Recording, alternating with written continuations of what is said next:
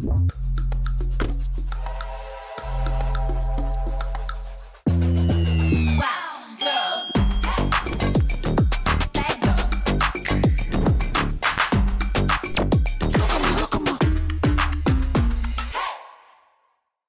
Nina. Salut. Comment vas-tu ? Très bien, et toi ? Ça va. T'es en forme ? T'es prête pour passer ce moment dans le wagon-bar ? Avec grand plaisir, ouais. Je suis là, je suis en forme, on est bien, on est confortable. T'es confort ? Ouais. Très bien. Qui es-tu, ma chère Nina ? Est-ce que tu peux te présenter, s'il te plaît, en quelques mots ? Alors, je suis Nina Métayer, je suis pâtissière. Voilà, donc je fais des gâteaux. Et je suis aussi propriétaire et fondatrice de la Délicatisserie, qui est ma boutique digitale, d'abord. Une boutique en ligne depuis 2020.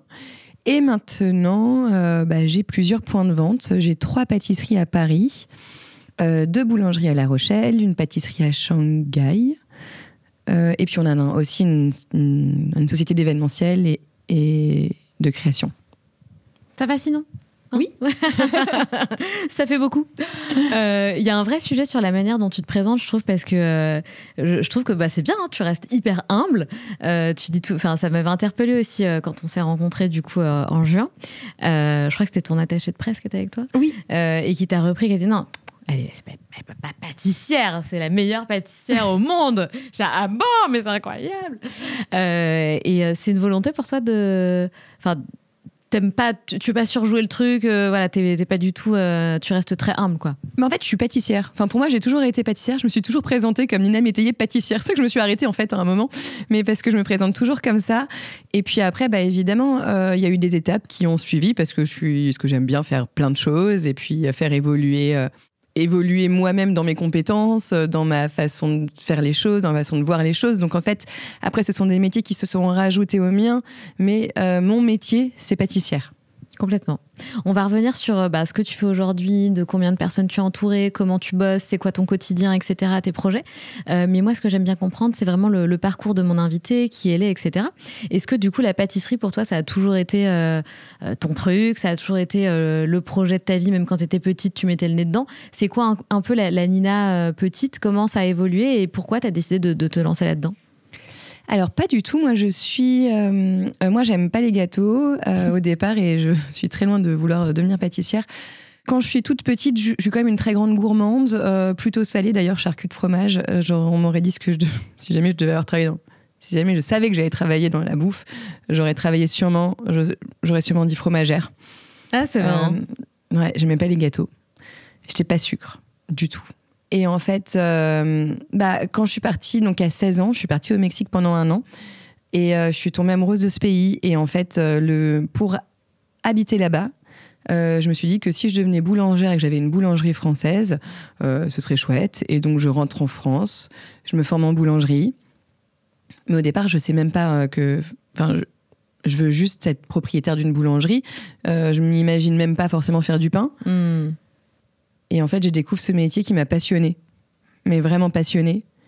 Et je me dis, là, voilà, c'est la première fois où je me sens compétente. Je mélange ces 3 ingrédients, je leur donne vie. Et en fait, là, la passion, elle naît parce que je me rends compte qu'en fait, de choses simples, on peut faire des choses merveilleuses à partir de choses très simples. C'est un savoir-faire qui m'appartient et que finalement, très peu de gens savent faire parce qu'on mange tous du pain, mais nous, en France, on ne sait pas faire du pain si on n'est pas boulanger. Et donc, il y avait cette admiration dans les yeux des gens à qui j'apportais le pain. Il y avait cette admiration quand j'expliquais aussi comment on faisait du pain. Parce qu'on ne sait pas, la fermentation, etc. Oui, c'est un peu magique. Et puis voilà, et puis je me suis dit, c'est un métier qui me correspond. Moi, je suis hyper active, je cours partout. Ça me plaît, quoi. Et en fait, j'ai un peu de mal à trouver du travail après mon apprentissage. Et je me retrouve à Paris et j'ai pas d'emploi. Il faut que je trouve un emploi. Et on me propose des postes plutôt en pâtisserie. Et je me dis qu'il y a quand même plus de femmes en pâtisserie et que j'aurais sûrement plus de chances de trouver un travail. Et donc, par dépit total, je me mets à la pâtisserie en me disant que ça m'ouvrira des portes dans les boulangeries pour que quand le boulanger sera malade ou en vacances, etc., j'ai l'opportunité de montrer comment je sais faire du pain, qu'ils prennent confiance en moi et que je devienne boulangère comme ça. Donc, en fait... la pâtisserie était simplement au départ la porte d'entrée vers la boulangerie. Et puis, qui était vraiment ton rêve, j'imagine que tu voulais avoir ta boulangerie, c'était ton goal. Ah avoir ma boulangerie, pas du tout. Moi, je voulais pas du tout être entrepreneuse. Alors à la fin, je commençais à 16 ans, toute jeune, complètement inconsciente, complètement innocente, où là, je me dis, je veux aller faire la fête avec mes potes. Donc, comment faire pour habiter au Mexique ? Je suis française.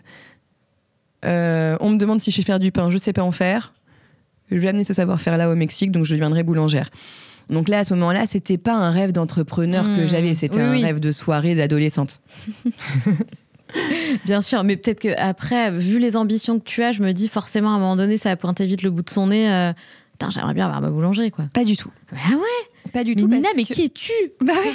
Mais non, parce qu'en fait, moi, je viens de parents entrepreneurs, je sais très bien ce que c'est et je connais les sacrifices, en fait. Ok. Je vis, depuis que je suis petite, je vis. Tu faisais quoi, tes parents ? Mon père développeur et ma mère journaliste. Et en fait, je sais que quand on est indépendant, on ne sait pas trop ce qui va se passer à la fin du mois. Il y a des moments où on ne va pas forcément pouvoir prendre ses week-ends, ses vacances, etc. Que ça va être une vie avec beaucoup d'incertitudes. Et moi, j'avais envie d'une vie simple, calme, reposante, avec beaucoup de certitudes.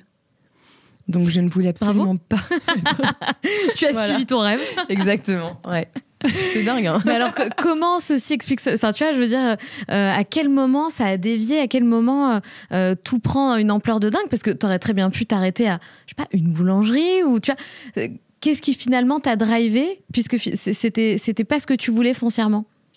Alors, en fait, c'est ça qui est assez drôle, c'est que finalement, je pense que la vie, parfois, on pense des choses, mais au fond, on est même persuadé, on s'auto-persuade de certaines choses parce qu'en fait, c'est la peur. Et c'est ça que j'ai fait une grosse analyse sur la peur qui est vachement intéressante parce que je pense qu'en fait, les peurs sont des portes. La peur est notre meilleur pote, en fait. La peur et le stress sont nos meilleurs alliés. Et finalement, c'est normal que parfois on ait un peu de réticence vers ce qu'on veut vraiment parce qu'on a peur et parce que ça a de l'importance pour nous et qu'on veut pas rater.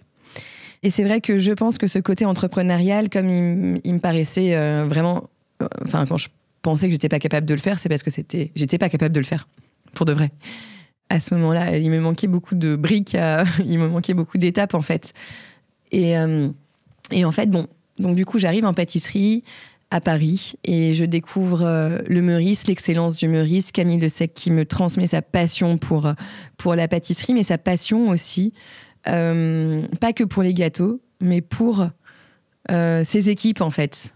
Et là, j'ai de la chance d'avoir été, on va dire, élevée en pâtisserie. J'ai grandi dans la famille de Camille Le Sec, Yannick Aleno, qui m'ont guidée vers cette excellence-là.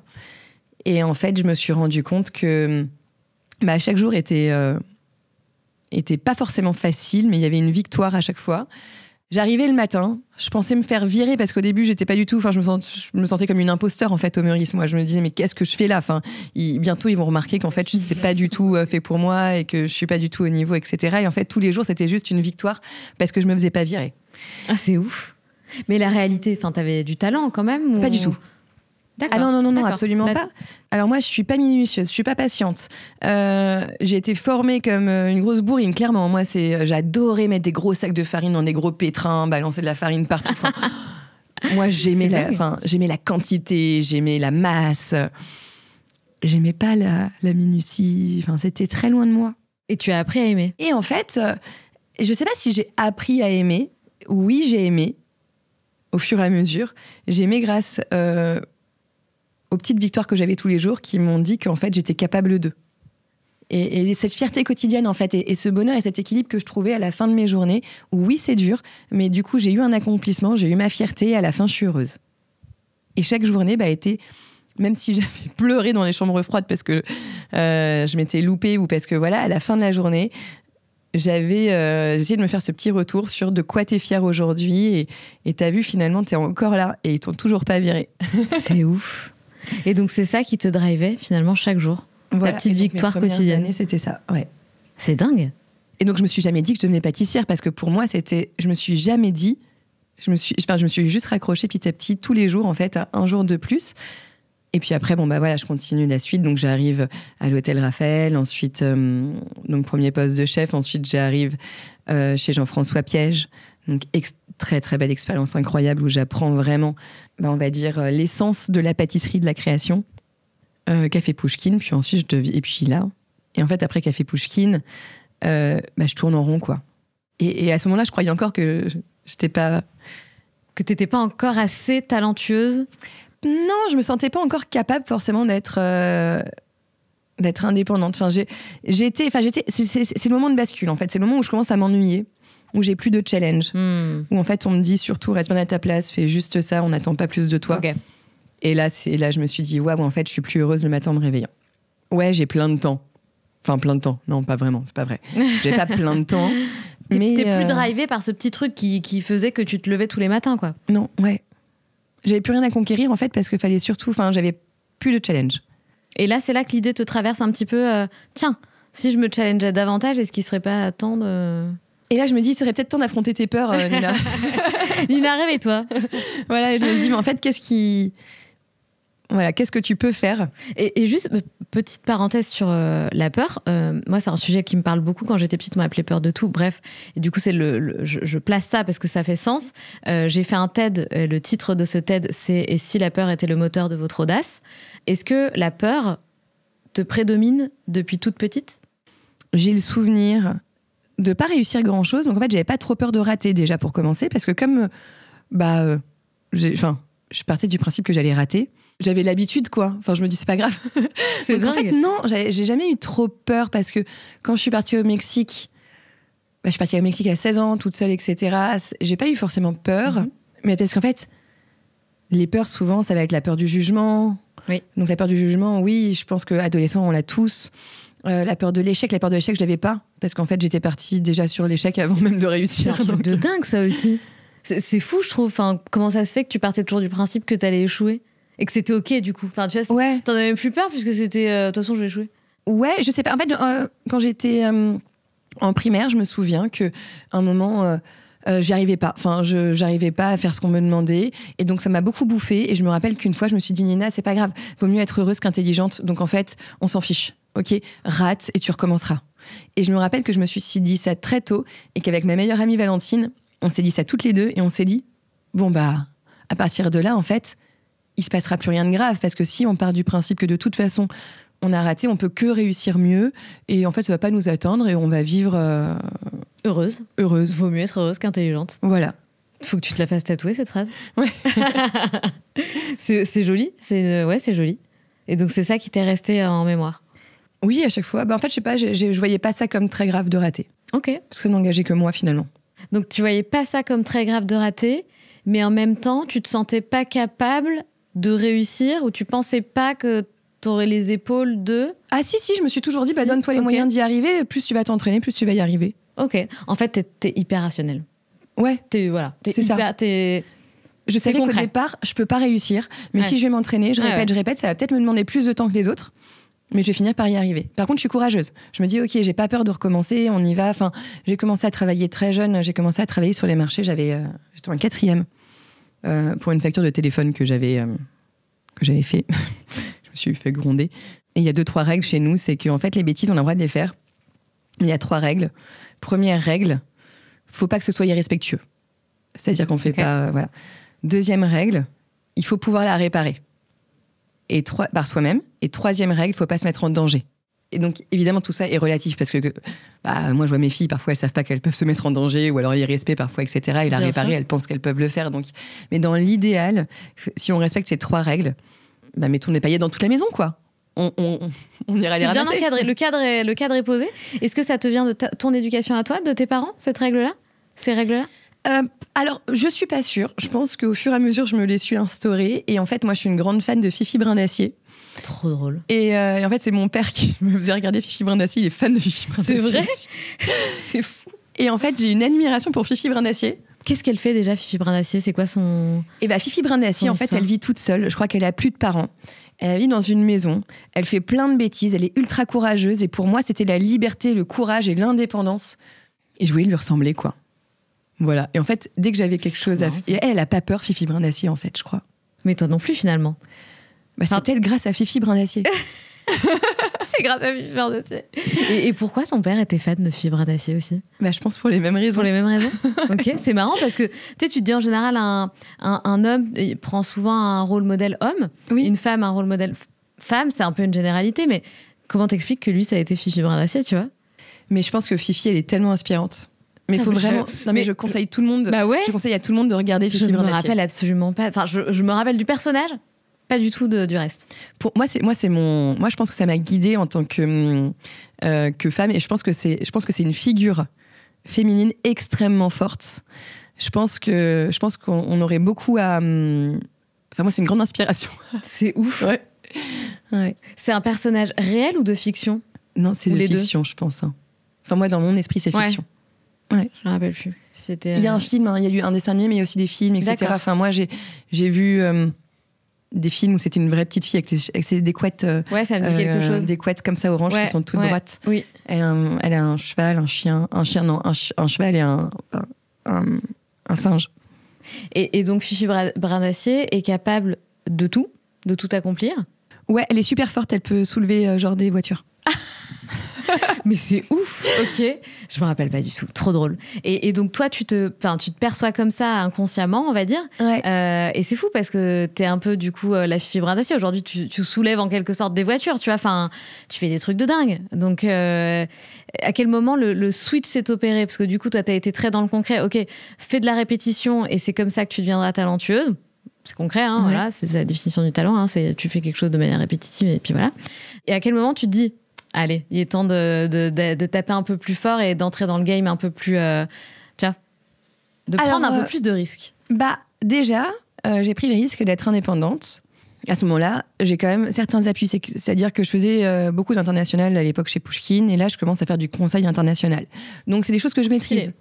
Qu'est-ce que ça veut dire faire du conseil international dans la pâtisserie? Je développe des boulangeries, pâtisseries, des recettes et des équipes. Donc Canon. Là, je vais à Londres et je développe une boulangerie, une pâtisserie et un restaurant. Génial. Et là, je commence à introduire ma famille petit à petit dans ces projets. Raconte justement. Pourquoi? J'ai besoin d'aide. Comment ça s'est fait? Ouais. Ok. En fait, moi, j'ai mes compétences de pâtissière. Oui. Mais j'ai pas mes compétences Il manque des compétences de cuisine pour monter un restaurant, il manque des compétences de communication, etc., de plein de choses. Des compétences juridiques, etc. Et en fait, là, du coup, je prends simplement de l'aide de ma famille et de mon entourage en leur demandant de m'apporter leurs compétences. Et je commence à travailler avec mes sœurs, mon mari. Et quand tu dis « je commence à travailler avec mes sœurs et mon mari », c'est-à-dire ils quittent leur job pour bosser avec toi ou ils le font en parallèle? Ils le font en parallèle. D'accord. Non, mes sœurs, elles s'arrangent pour pouvoir poser des vacances ou alors pour pouvoir m'accompagner à Londres et m'aider à faire toutes les recettes, etc. Je m'appuie aussi sur des amis. Et là, je commence à construire un peu mon équipe, en fait. Incroyable. Et tu les rémunères? Oui, bien sûr. Non, c'est des compétences. À ce moment-là, on crée une équipe professionnelle, quoi. Ok. Et donc, à ce moment-là, on monte cette aventure à Londres. Il se trouve que le Covid arrive, je rentre à Paris. Et en même moment, en fait, aussi, je décide de passer le concours des meilleurs ouvriers de France parce que je m'ennuyais. Ouais, ça, c'est assez important parce qu'en fait, c'est après Café Pushkin, enfin déjà avant, je voulais le faire, je commençais à m'entraîner un peu. Mais je me sentais pas assez compétente dans certaines... il me manquait des techniques, en fait, de pâtisserie pour me sentir accomplie en tant que professionnelle. Je sentais ce manque de compétences dans la pièce artistique, la pièce chocolat. J'avais peur de ne pas être à la hauteur. D'accord. Et je me dis, si tu as peur de ne pas être à la hauteur, travaille pour l'être, en fait. Oui. Donc, je m'inscris au concours des meilleurs ouvriers de France, en parallèle. Parce que, évidemment, c'est le concours le plus compliqué qu'on peut avoir en pâtisserie. Et si on se confronte à ce concours-là, on va devoir... Je me suis dit, là, ça va être le moteur pour aller chercher les compétences, quoi. Donc, du coup, je m'inscris au concours, je fabrique un laboratoire en Normandie. Le fameux dont tu nous parlais tout à l'heure. Voilà. Qui est toujours le même. Tout à fait. À ce moment-là, je suis enceinte aussi de ma deuxième fille. Ah bien sûr. Tu décides de faire tout ça en même temps, évidemment. Voilà. Et en plus, le concours des meufs, tout le monde me répétait toujours que il n'y a jamais aucune femme qui l'a eu, que ça brise des familles, etc., que ça demande tellement en fait de travail que une femme ne peut pas l'avoir. Ça te challenge encore plus de savoir ça? Ah oui. Non, parce que par contre, il y a une chose où je suis sûre, c'est que j'ai des convictions et que moi, je pense qu'ils se plantent tous en fait depuis le début. Ils me disent tous qu'une femme n'est pas capable d'eux, mais moi, je sais que je suis désolée pour eux qu'ils ne le sachent pas encore, mais j'en suis persuadée qu'une femme est capable de le faire. Donc, il faut juste leur montrer qu'une femme est capable de le faire. autant ou mieux. Bien sûr. Et donc, ça me donne l'énergie, le moteur supplémentaire à me dire, je vais pas leur donner raison. Et puis, en plus, moi, j'ai besoin d'apprendre. Et puis, je trouve qu'en fait, ça me correspond bien à ce moment-là. Donc, je travaille d'arrache-pied. On monte ce petit laboratoire. Ça nous permet de faire aussi développer un peu de contenu audiovisuel avec mon mari qui est dans l'audiovisuel. Et donc, voilà, on travaille un peu comme ça. Et arrive le moment où j'ai besoin, moi, de faire des gâteaux, de la production pour mes clients. Parce que c'est bien beau de créer des recettes, de m'entraîner pour le concours. Mais mon métier, c'est de nourrir les gens. Oui. Et ce qui m'anime, c'est de nourrir les gens. J'ai un père développeur. J'ai un mari qui est geek aussi. Et j'ai une maman qui est journaliste, donc qui connaît bien les médias, qui est très bonne en rédactionnel, etc. On décide de monter une boutique digitale. Pour plusieurs raisons. Première raison, c'est que je ne veux pas lésigner sur la qualité. Je m'en fiche de faire de la quantité pour l'instant. Je m'en fiche d'avoir une grosse boîte pour commencer. Je veux être sûre, justement, de faire des beaux gâteaux, de me faire plaisir, d'avoir des beaux produits, d'avoir des clients qui comprennent, en fait, ce que je fais et d'avoir du sens dans ce que je fais. Et donc, on débute cette boutique en ligne. Je viens juste d'accoucher d'Adèle et on ouvre le site en ligne et on commence à se dire on va vendre des galettes en monoproduit. C'est pas grave si j'en fais pas beaucoup. C'était le moment du Covid, donc tous mes amis restaurateurs ont des restaurants vides et je donne des points de collecte dans les restaurants vides pendant le Covid. Parce qu'évidemment, j'ai juste un petit laboratoire. J'ai Océane qui travaille avec moi, qui va partir en congé maternité aussi. Et donc, du coup, on est deux et on se dit on va faire des galettes. Les gens vont venir les acheter, ils vont les récupérer à ce moment-là. C'est aussi pour ça que tu as une idée de distribution numérique, de faire tout ce projet numérique. C'est parce qu'on est dans le Covid, enfin parce qu'on est au moment du Covid? Alors, ça faisait déjà 2-3 ans qu'on y réfléchissait quand même avec ma famille, parce que j'ai une famille ultra digitalisée. Tu veux dire avec le... mince, je voulais dire le CODIR? Exactement. Voilà. Chez nous, c'est une décision familiale. Hein. Chaque décision qui est prise, faut que... C'est fou. Ah ouais. Mais j'étais pas encore prête. Et c'est vrai que quand le Covid est arrivé, qu'on a vu que les gens étaient prêts à commander en ligne et à venir récupérer dans les points de collecte, nous, on était prêts parce qu'en fait, c'était déjà en réflexion depuis longtemps. Donc, en fait, ça s'est lancé très vite. Et comme on avait des choses en place très vite et qu'on est très agile parce que tout est fait en interne, on a eu l'occasion de développer assez vite finalement et on a eu de la chance d'avoir plus de commandes que ce qu'on avait imaginé. Donc, j'ai eu la chance. Donc, j'ai appelé mes amis qui étaient au chômage technique à cause du Covid. Est-ce que vous pouvez m'aider faire des galettes? On va faire des galettes. Et voilà, et c'est comme ça que j'ai commencé à travailler, à retravailler avec Chloé, notamment avec Paul, avec d'autres anciens collègues. Et en fait, la délicatisserie est née à ce moment-là. Donc, on a fait la galette. Ça a cartonné, plus que espéré. On a fait la Saint-Valentin. Pareil, ça a cartonné. On s'est dit, mais comment c'est... Enfin, ok, on va continuer. Donc, c'était que du monoproduit où il fallait précommander les produits. Pas le choix. Hein. T'avais une seule galette à la châtaigne.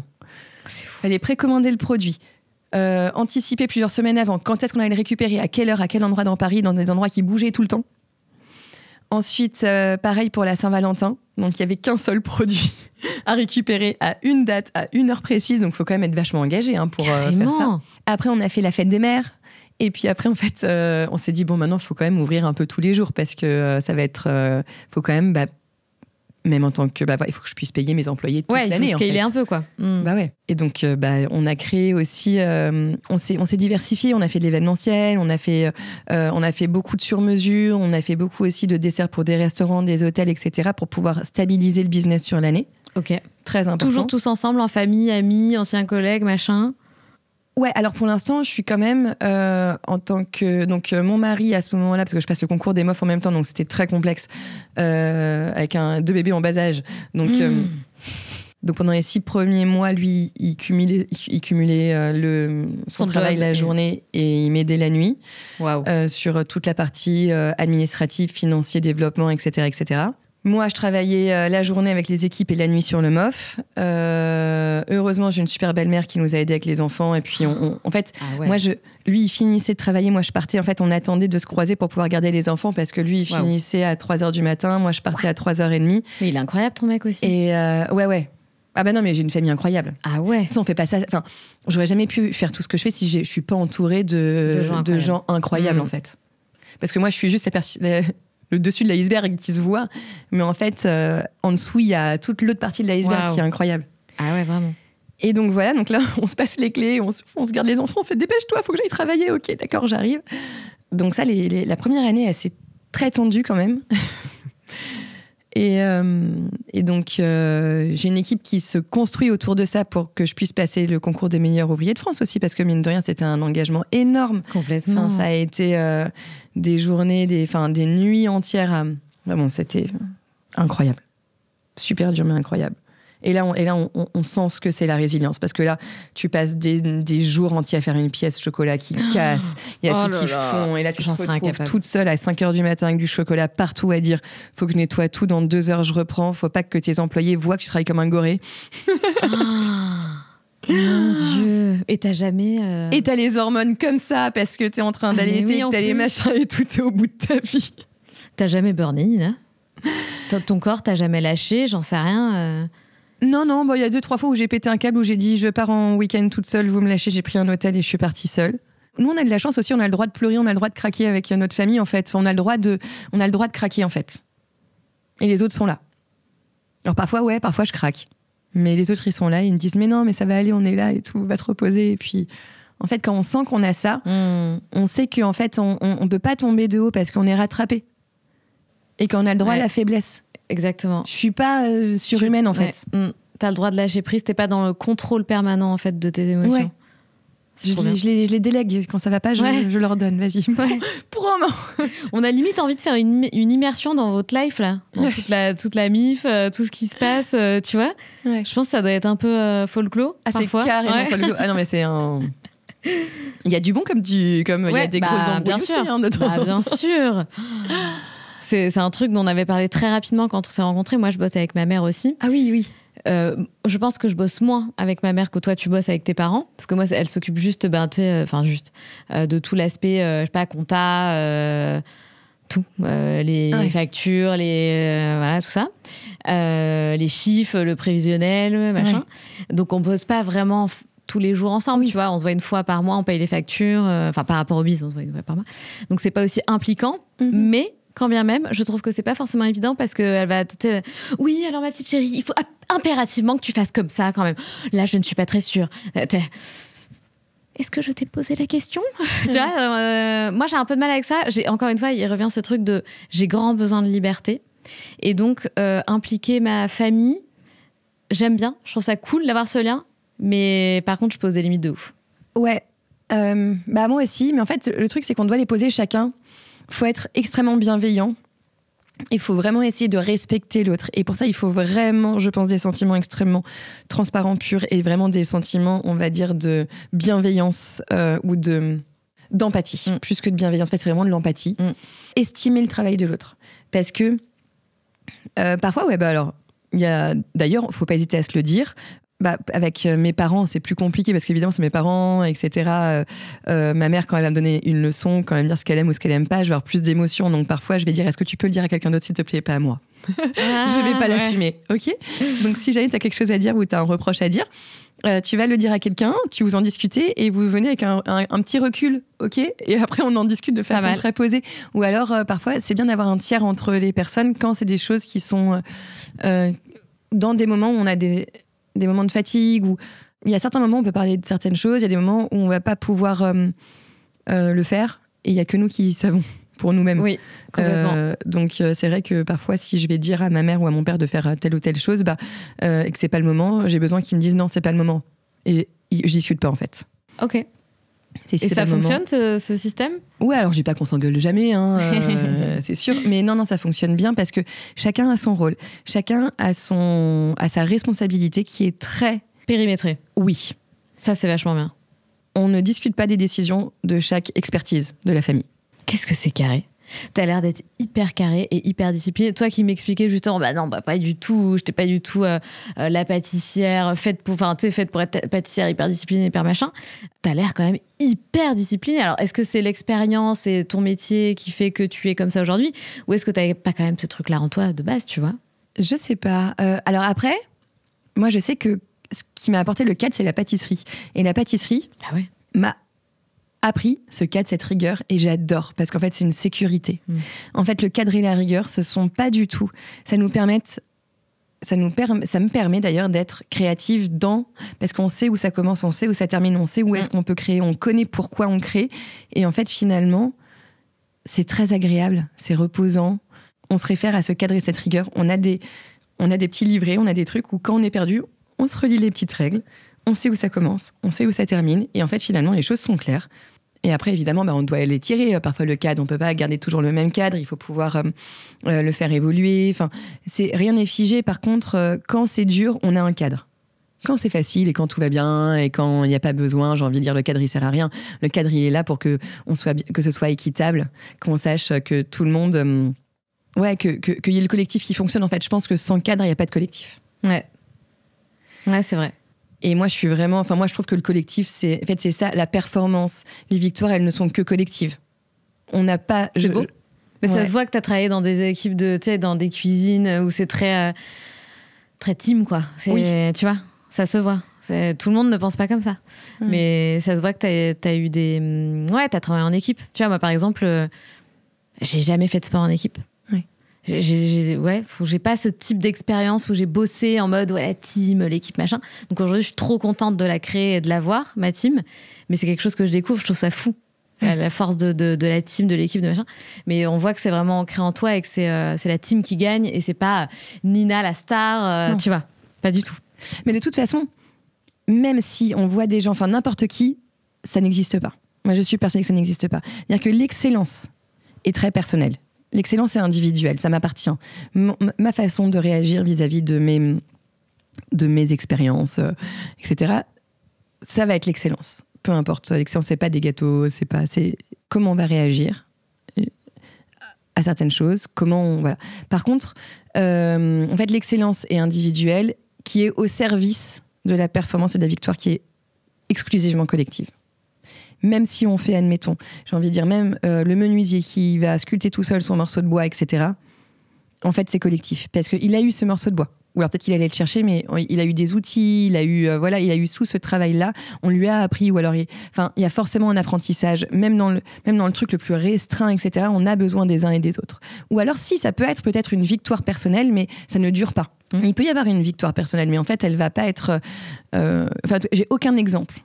Peut-être d'ailleurs, j'aimerais bien en avoir, mais de victoire, de durabilité, de performance uniquement personnelle. Parce que derrière, il y a eu quelqu'un qui a transmis. Bien sûr. Derrière, il y a eu quelqu'un qui a... Un coach, il y a toujours quelqu'un. On est des humains. On a besoin des uns et des autres. On n'est pas des... Tellement. Alors, il y en a peut-être certaines personnes, il y a forcément des exemples des exceptions qui confirment la règle.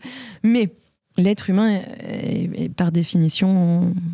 On vit en communauté, quoi. Ouais. D'ailleurs, je crois que je suis fan des TED. J'avais regardé un TED, un américain, bref, super. Le gars explique que les êtres humains vivent plus longtemps s'ils entretiennent justement leur relation humaine le plus longtemps possible, tu vois. C'est un des facteurs clés de longévité, tu vois. Donc c'est vraiment un truc dont on a besoin. Ça nous rend heureux et je pense que le fait que ça nous rende heureux, ça nous fait vivre plus longtemps. Tu vois ce que je veux dire ? C'est un cercle vertueux.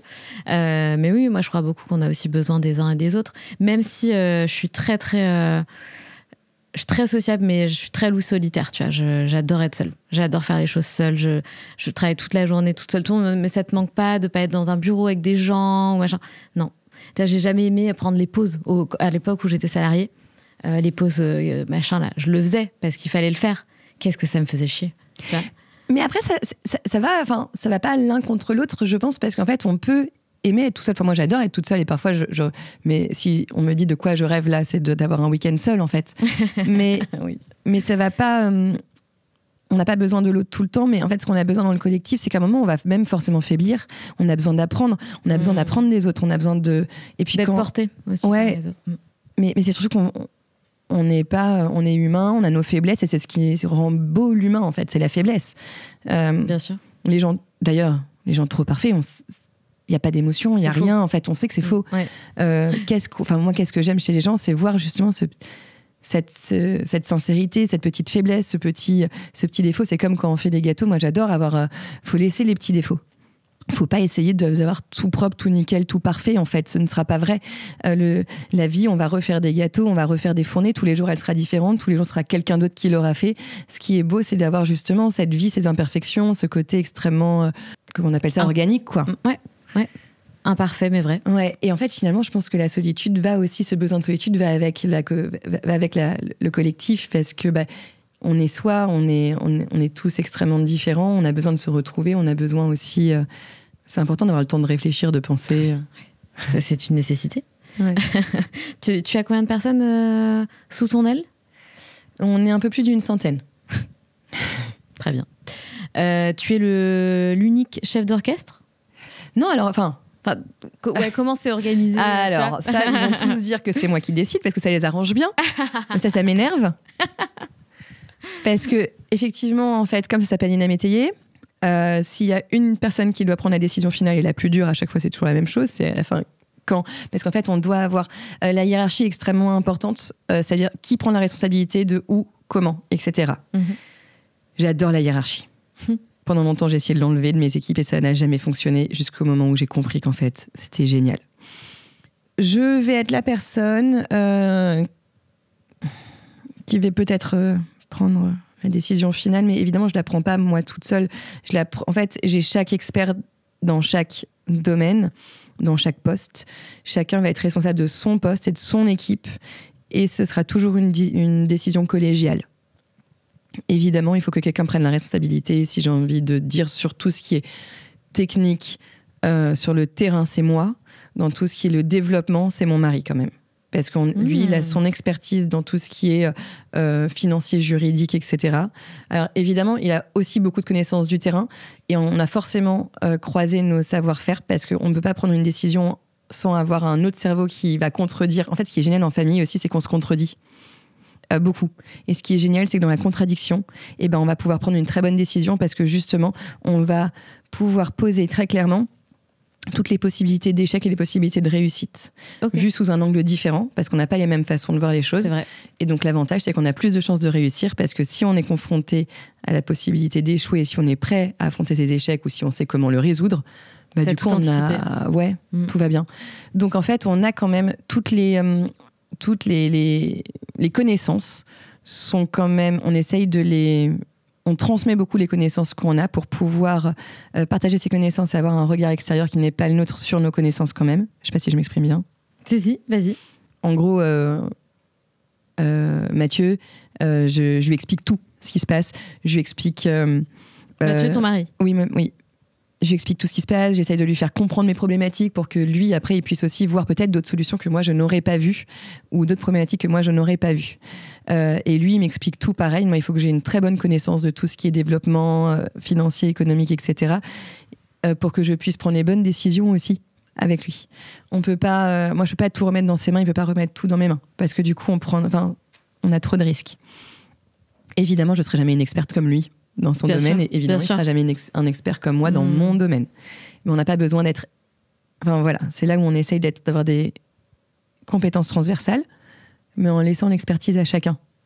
Et comment t'es passé... Enfin, combien de temps il y a eu et quelles ont été les étapes entre Nina, qui dit papa, maman, mon chéri et mes sœurs, venez me filer un coup de main, et la structure de ouf et 100 personnes sous ton aile. Il s'est passé combien de temps et il s'est passé quoi ? Il s'est passé 5 ans et ça a été un par un. Il s'est passé 5 ans ? C'est quand même pas beaucoup, hein ? Et moi, j'ai l'impression que c'est long, mais ouais. En fait, ça a été un par un parce que l'avantage de la boutique en ligne, c'est qu'on a grandi petit à petit. Alors, ça peut paraître vite, mais c'est pas vite. Ça a été d'abord la boutique en ligne, ensuite l'événementiel, ensuite ici les Moulineaux, ensuite le printemps, ensuite ici les Moulineaux, ensuite un peu plus événementiel, ensuite de la création, ensuite on a développé un peu plus la partie projet extérieur, l'international, et après on a eu La Rochelle, donc j'ai racheté aussi ma boulangerie d'apprentissage, celui qui m'a formée. C'est un accomplissement de dingue, ça. Ouais, ça a été dingue, incroyable. Et en fait, il n'y a pas longtemps, j'ai racheté 2 boulangeries à La Rochelle, dont celle de Denis Baron, de mon maître d'apprentissage de boulangerie qui m'a transmis sa passion pour la boulangerie. Waouh, c'est une très très grande fierté. C'était très compliqué. Carrément. Et en plus, j'ai Chloé, avec qui je travaille depuis très longtemps, qui est vraiment mon... La fameuse Chloé, t'en as parlé plusieurs fois. Ouais. En fait, c'est vraiment mon binôme. D'accord. C'est mon binôme en pâtisserie et c'est elle elle est partie elle a déménagé à La Rochelle et c'est elle qui gère les boulangeries à La Rochelle avec Florian, un ami à moi, et Marion aussi, une amie à moi, parmi mes meilleurs amis. Donc eux, ils ont quitté leur boulot, ils sont venus me rejoindre aussi. J'ai ma sœur. Pas du tout là-dedans ? Pas du tout. Ils travaillaient à l'hôpital. Mais comment t'as fait pour les convaincre d'eux, tu vois ? Bah alors, il y a pas, je sais pas essayer de convaincre. En fait, on parle des projets, on en parle de façon très transparente et après, on voit est-ce que toi, t'as envie, est-ce que ça pourrait correspondre. Alors déjà, on se met beaucoup on se dit toujours c'est l'amitié en premier ou la famille en premier. C'est pas grave si on travaille pas ensemble. Vous pouvez partir quand vous voulez, Okay.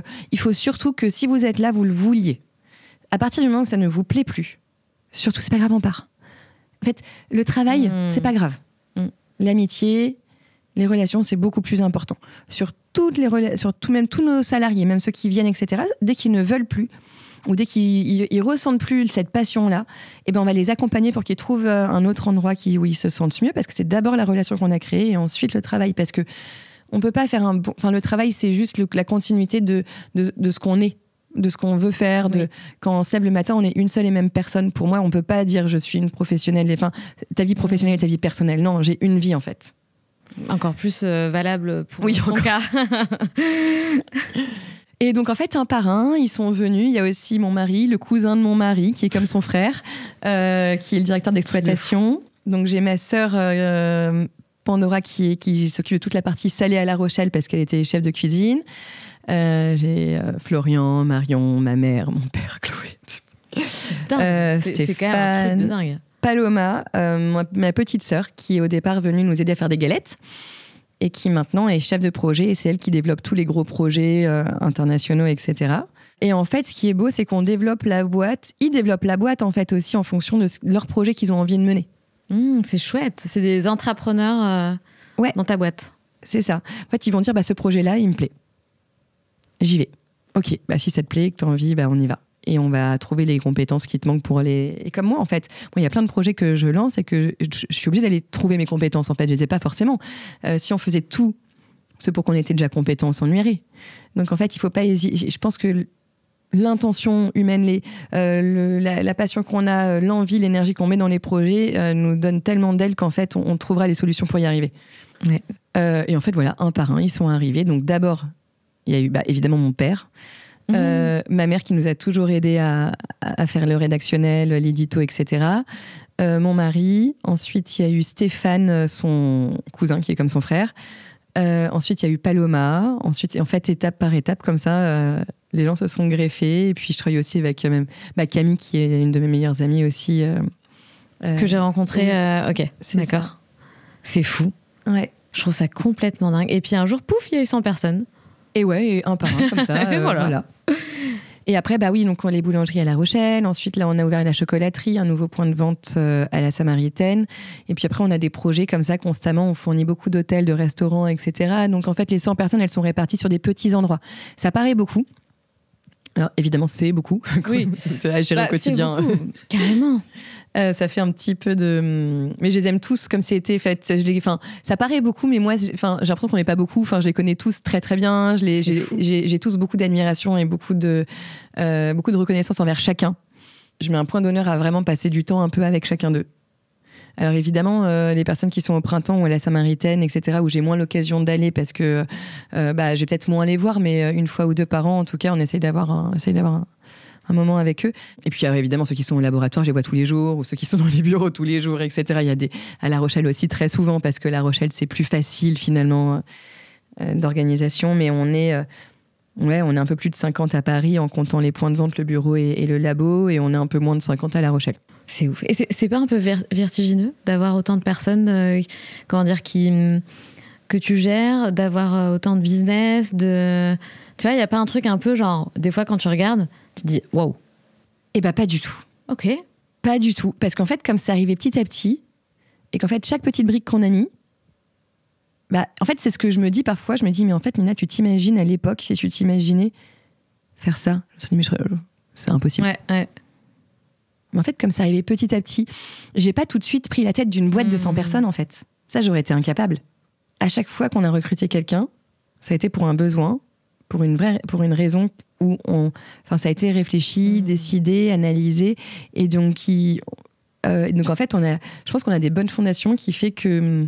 Et le fait d'être ensemble, le fait d'avoir des bonnes fondations, nous donne non, je dors très bien la nuit, je me réveille le matin très heureuse, je suis beaucoup moins stressée d'ailleurs maintenant. Ah, drôle. Que j'aurais pu l'être des années avant. Ouais. Alors parce que bien structuré, les gens, les managers sur qui tu peux compter, c'est ça aussi qui a de la structure peut-être. Effectivement, déjà j'ai des personnes de confiance, et ensuite j'ai aussi appris qu'il va y avoir des aléas que je pourrais pas maîtriser, donc je vais les accepter. Je suis prête, en fait, je me prépare sur tout ce que je peux maîtriser. Je suis très carrée sur ça. J'anticipe, je prépare, j'analyse tout. J'analyse ma peur sur chaque chose en me disant, ok, ceci c'est une possibilité d'échec. Maintenant, qu'est-ce que tu mets en place pour éviter de l'avoir ? Et après, il y a plein de choses qui vont arriver que je ne peux pas maîtriser. Et que de toute façon, là, il y a sûrement un problème actuellement, quelque part dans un des établissements. Et je ne vais pas répondre au téléphone.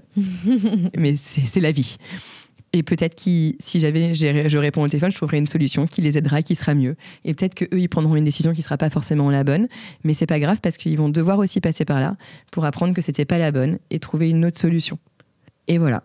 Et à un moment, on peut pas tout maîtriser, quoi. Tu as toujours pensé comme ça ? Ou tu t'es fait accompagner d'un point de vue mindset, tout ça ? Ouais, je fais un gros travail sur moi. J'ai Mathieu, mon mari, on s'auto-coach quand on va pas bien aussi, tous les deux, beaucoup. Vous êtes trop chou. Ouais. On s'auto-coach beaucoup quand lui va pas. Moi, je suis sa coach. Quand moi, je vais pas bien, il me coach. Et à chaque fois, en fait, on essaye de temporiser comme ça. Et après, je suis, encore une fois, comme je suis bien entourée, j'écoute aussi les gens qui me disent, Nina, c'est pas grave, en fait. C'est pas grave, tu vois. Bon, ok, c'est raté, c'est machin, ou je sais pas, il y a un truc. C'est pas grave. Et on regarde avec le recul de l'autre notre stress et on se rend compte qu'en fait c'est vrai que c'est pas grave. C'est pas si grave. Non. Ouais. Mais c'est bien, je trouve que tu as une belle philosophie, une belle culture d'entreprise, des belles valeurs humaines, c'est chouette. Enfin, je savais pas tout ça, tu vois, on voit Nina, le personnage médiatisé, etc. Mais c'est je trouve que c'est encore même plus intéressant de savoir tout ça, tu vois, enfin, tout ce qui te porte, tes vraies valeurs profondes, ce qui t'anime au quotidien, c'est hyper chouette. Et c'est quoi, du coup, ta vision, toi, de cette grande entreprise, du coup, Nina Métayer, où veux-tu aller, toi qui peux soulever des voitures? Imaginer être là.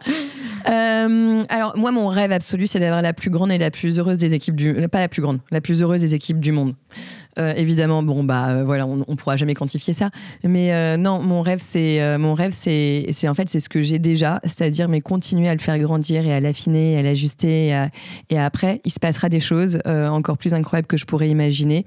Et on verra. Mais je me mets pas d'objectifs précis parce que je pense que la vie nous amène des choses parfois, des opportunités qu'on pourrait pas imaginer, qui sont alignées avec ce qu'on est. Exactement. Pourquoi je suis pâtissière, en fait. Si j'avais voulu imaginer avant que je serais pâtissière, j'aurais pas pu parce que c'était trop aligné envers moi. En fait, je sais pas comment dire. J'aurais jamais pu imaginer, et pourtant c'est le plus beau des métiers qui m'a été donné. Enfin, c'est dingue parce qu'en fait ça remplit exactement tout ce qui me faisait vibrer dans ma vie. J'ai envie d'apporter de la douceur, du réconfort, j'ai envie de folie, j'ai envie d'être avec des gens, j'aime bien les choses simples qui deviennent exceptionnelles. En fait, c'est j'ai trop d'émotions avec ce métier. Enfin, c'est dingue, il y a rien qui aurait pu m'aller plus que ça. Mais jamais j'aurais pu le savoir. Et j'ai juste saisi certaines opportunités qui sont arrivées et que j'ai prises. Mais donc, si on résume ce que tu dis, ça veut dire que tu penses qu'on peut littéralement passer à côté de la voie pour laquelle on est faite si on ne prend pas les bonnes opportunités. Je suis pas sûre. Alors, je me suis posé la question. Je pense pas, parce que je pense que pourquoi aussi ce métier me correspond énormément, c'est parce que j'ai fait en sorte qu'il me corresponde aussi et j'ai fait des choix dans ce métier-là. Je pense que tout est choisi et je pense qu'il n'y a pas de mauvais ou de bon choix. C'est ça aussi qui me rassure dans tous les choix que je fais. Je me dis que le bon choix sera le choix que tu fais jusqu'au bout avec tes tripes et avec passion. Si tu fais ce choix avec tes tripes, tu le feras bien et tu feras en sorte qu'il te corresponde. Donc d'un côté, je me dis mais comment j'ai pu faire pour trouver la pâtisserie. Et d'un côté, je me dis, mais en fait, j'ai peut-être transformé la pâtisserie comme moi, je voulais la voir. Et c'est là où j'ai mes deux petits côtés, le côté un peu plus rationnel qui me dit, finalement, j'aurais pu faire de la pâtisserie en ayant une boulangerie-pâtisserie traditionnelle comme tout le monde. Et qu'est-ce que j'aurais fait? J'aurais travaillé nuit et jour pour essayer de remplir mes gâteaux, des gâteaux qui m'auraient peut-être pas forcément beaucoup plu, pour être sûr de remplir le chiffre d'affaires que j'avais à payer à la fin du mois, pour payer mes charges et mes factures en ayant peut-être pas de vie, parce que je travaillerais comme une dingue pour avoir... Parce qu'en fait, c'est dur ces métiers, on travaille beaucoup, qui sont très peu rémunérateurs, où en fait, on se rend pas compte, mais un gâteau, ça vaut bien plus que 3,50 € dans les boulangeries. Je sais même pas comment ils font, en fait. Enfin, c'est parce que c'est des vies de sacrifice. Et je voulais pas cette vie-là. Donc j'ai fait le choix de pas l'avoir, mais j'ai fait le choix de continuer à faire des gâteaux, d'une autre façon. À ta manière. Si, t'as créé un écosystème à ta manière, quoi. Oui, j'ai quand même mes boulangeries, mais d'une autre façon. Mais je ne voulais pas être esclave de mon travail, je voulais être heureuse. Et en fait, qu'est-ce qui m'anime aussi tous les jours? Et je me pose la question, et on se pose la question d'ailleurs ensemble, est-ce que ce projet-là va te rendre heureuse, simplement? Et en fait, si on dit oui ou non, ça répond à la question assez simplement. Oui, complètement. Et j'espère que tu répondras toujours oui à cette question, Nina. Oui, et en fait, c'est comment faire pour qu'elle te rende heureuse. Parfois, c'est... Ouais, ça me paraît compliqué. Moi, je voulais absolument une boulangerie. Comment faire pour qu'elle te rende heureuse? Fallait juste attendre d'avoir la taille adéquate, avec une structure adéquate, avec l'équipe adéquate pour pouvoir le faire. Oui. Parce que la boulangerie me rend heureuse. Mais elle m'aurait peut-être pas rendue heureuse il y a 5 ans. Très intéressant. Je pense que tu vas éclairer beaucoup de personnes avec cet apprentissage. Non, je trouve que c'est hyper intéressant. Tu as un petit mot devant toi. Oui. Retourner. L'invitée précédente t'a posé une question. Ah d'accord. Donc je t'invite à la lire et à y répondre. Si tu avais le pouvoir de rajouter une nouvelle matière scolaire, laquelle serait-ce? C'est marrant. Est-ce que je dois vraiment répondre ou est-ce que tout le monde a deviné ce que ça pourrait être? Non, surprends-nous Nina. Peut-être que tu vas avoir une autre idée. La pâtisserie. Ah bon? Bah ouais, ce serait génial. En vrai, ce serait vraiment bien. Vas-y, développe. Pourquoi? Mais non, mais parce qu'en fait, la pâtisserie, moi, je le fais avec mes enfants et c'est extrêmement complet. Ça apprend à lire. Ça apprend à compter. Parce que moi, mes filles, elles ont appris à écrire aussi. Je leur dis, la liste de courses, c'est farine, F-A-R-I-N-E. Donc, elles apprennent. Ensuite, il faut apprendre à les lire les recettes, à compter, donc à faire la tare. Ensuite, à ajouter ou à soustraire le nombre qu'il faut pour avoir le bon dosage sur la balance. Ensuite, on a cette satisfaction personnelle d'acquérir des compétences qu'on fait de ses mains, de faire plaisir aux gens et d'offrir un cadeau, en fait. Parce que quand on offre un gâteau, on offre un cadeau.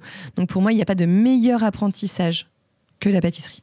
Je rajouterai un truc hyper important, c'est que ça permet de développer notre part de créativité qui est essentielle pour l'être humain, en fait. Oui. Et la pâtisserie, je pense que tu te régales en termes de créa, même s'il y a beaucoup de rigueur et de discipline, et je pense que c'est quand même méga carré, mais comme tu le disais, dans mon périmètre, ça me laisse la liberté d'être hyper créative.